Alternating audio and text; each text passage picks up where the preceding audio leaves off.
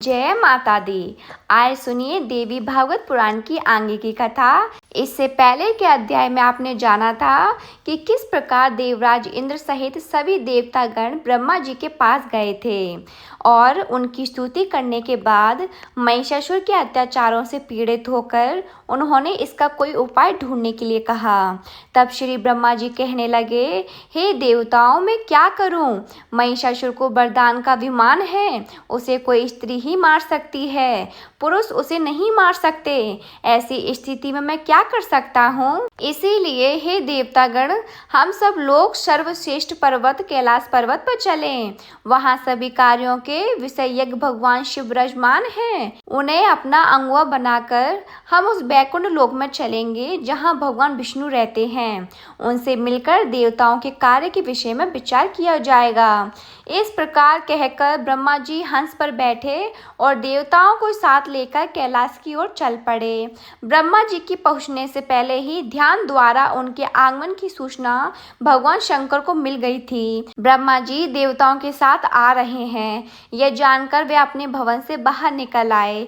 दोनों महानुभावों को साक्षात्कार हुआ, परस्पर प्रणाम और आशीर्वाद होने लगा। सभी देवताओं ने शंकर जी के चरणों में मस्तक झुकाया। फिर भगवान शिव ने सभी देवताओं के बैठने के लिए अलग अलग आसन दिए।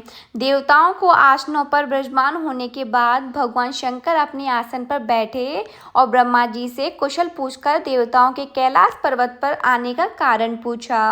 भगवान शंकर बोले, हे ब्रह्मा जी, किस उद्देश्य से आप इंद्र आदि संपूर्ण देवताओं को साथ लेकर यहाँ पधारे हैं? तब ब्रह्मा जी बोले, हे महादेव, स्वर्ग में निवास करने वाले इन इंद्र आदि देवताओं को महिषासुर महान कलेश पहुंचा रहा है।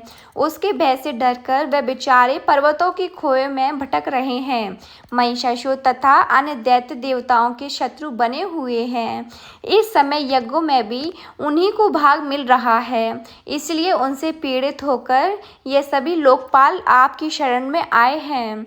ब्रह्मा जी के वचन सुनकर भगवान शंकर मुस्कुराए और बोले, विभु, ये तो आपकी ही करामत है। आपने ही उस महिषासुर को वरदान दिया है, अब उसे कौन मार सकता है? ऐसी कौन सुयुक्त स्त्री है जो अभिमानी दानव का वध कर सके? फिर उन्होंने कहा, मेरे विचार से हमें तुरंत भगवान विष्णु के पास जाना चाहिए। वे बुद्धिमानों में श्रेष्ठ हैं और सभी कार्यों को सिद्ध करने वाले हैं। भगवान शंकर की यह बात सुनकर ब्रह्मा, इंद्र और अन्य देवताओं ने उसका अनुमोदन किया। तभी अपने अपने वाहनों पर बैठकर बैकुंठ लोक की ओर चल पड़े। मार्ग में उन्हें अनेक शुभ शकुन दिखाई दिए। मंद मंद सुगंधित वायु बहने लगी, पक्षी मधुर स्वर में गाने लगे और दिशाएं स्वच्छ हो गईं। कुछ ही समय बाद सभी देवता बैकुंठ लोक पहुंच गए। बैकुंठ भगवान विष्णु का दिव्य धाम है। वहाँ दिव्य सरोवर, सुंदर उपवन और चंपा, अशोक, पारिजात आदि पुष्पों के वृक्ष सुशोभित थे। वहां जय और विजय नाम के दो द्वारपाल पहरा दे रहे थे। देवता ने उनसे कहा कि भगवान विष्णु को सूचना दी कि ब्रह्मा, रुद्र और अन्य देवता उनके दर्शन के लिए आए हैं।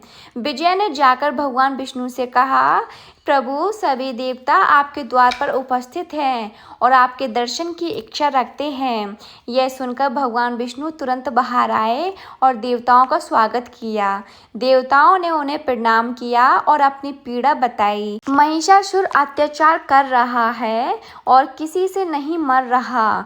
तब भगवान विष्णु बोले, यदि सभी देवताओं के तेज से कोई महान देवी प्रकट हो जाए तो वही इस दानव का वध कर सकती है। इतना सुनते ही ब्रह्मा, विष्णु, शिव तथा सभी देवताओं के शरीरों से तेज निकलकर एकत्र होने लगा।